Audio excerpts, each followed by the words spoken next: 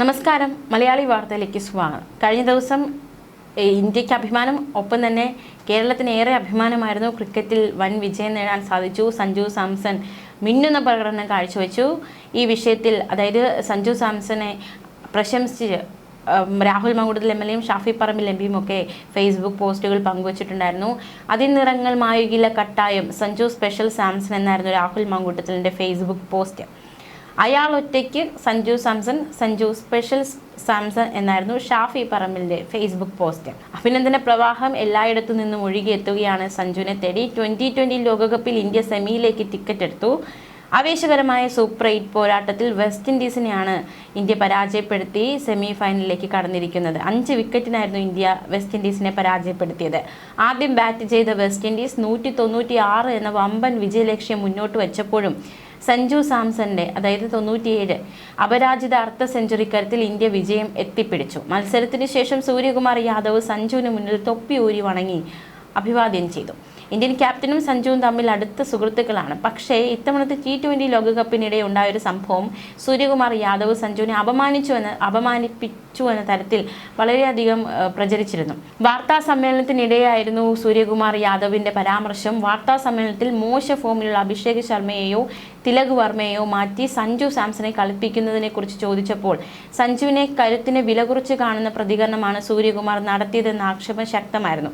എന്നാൽ ഇപ്പോൾ അതേ സൂര്യകുമാർ യാദവിനെ കൊണ്ട് തൊപ്പി ഊരി വണക്കിപ്പിച്ചിരിക്കുകയാണ് സഞ്ജു സാംസൺ. അതും സോഷ്യൽ മീഡിയ ആഘോഷമാക്കുന്നുണ്ട്. സഞ്ജു സാംസൺ എല്ലാ വിരോധികൾക്കുമുള്ള മറുപടിയാണ് കൊൽക്കത്തയിലെ പ്രകടനത്തിലൂടെ നൽകിയതെന്നും വിൻഡീസിനെതിരെ വിജയ റൺസ് നേടിയപ്പോൾ ഡഗ്ഔട്ടിൽ പരിശീലകർ ഗൗതം ഗംഭീറും വളരെ സന്തോഷത്തിലായിരുന്നു. സഞ്ജു സാംസനെ കെട്ടിപ്പിടിച്ചാണ് ഗംഭീർ അഭിനന്ദിച്ചത്.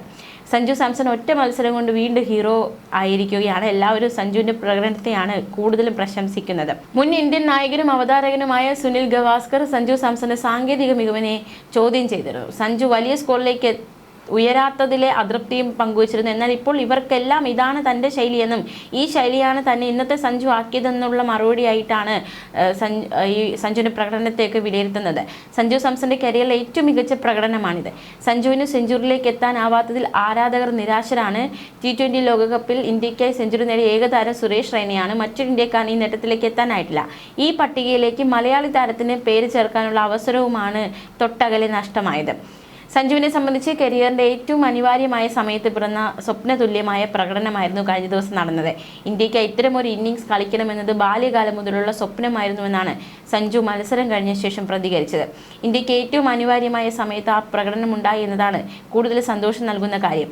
വിരാട് കോഹ്ലിയെ പോലും പിന്നിലാക്കി T20 ലോകകപ്പ് റൺ ചേസിലെ ഇന്ത്യക്കാരിലെ ടോപ്പ് സ്കോറർ ആവാൻ സഞ്ജുവിന് സാധിച്ചു. എന്തായാലും ഓരോ ഇന്ത്യൻ ക്രിക്കറ്റ് ആരാധകനും ആവേശത്തിൻ്റെ കൊടുമുടി സമ്മാനിക്കുന്ന ബാറ്റിംഗ് കരുത്താണ് സഞ്ജു കാഴ്ചവെച്ചത്. സഞ്ജുവിനെ സംബന്ധിച്ച് ഈ പ്രകടനം കരിയറിൽ ഏറ്റവും മികച്ചതാണ്. സഞ്ജുവിനെ വാഴ്ത്തിപ്പാടാത്ത ആരാധകരോ പ്രമുഖരോ ഇപ്പോൾ ഉണ്ടാകില്ല. തൻ്റെ മോശ സമയത്ത് വിമർശനം ഉന്നയിച്ചവർ പോലും ഇപ്പോൾ സഞ്ജുവിനായി കൈയടിക്കുന്നുണ്ട്. ന്യൂസ് ഡെസ്ക് മലയാളി വാർത്ത.